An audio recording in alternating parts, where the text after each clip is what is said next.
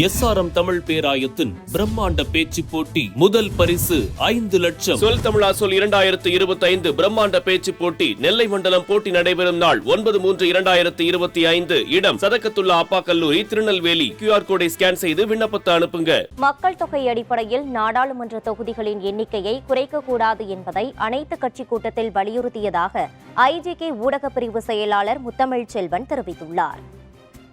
தமிழக முதல்வர் அவர்களுடைய தலைமையில் நடந்து முடிந்த அனைத்து கட்சி கூட்டத்தில் இந்திய ஜனநாயக கட்சியின் சார்பாக தமிழகத்தினுடைய நலன் எக்காரணத்தை கொண்டும் பாதிக்காத வண்ணம், அதே போன்று தமிழகத்திற்கு பாராளுமன்ற தொகுதி மறுவரையில் தமிழகத்தினுடைய உரிமைகள் பாதுகாக்கப்பட வேண்டும்.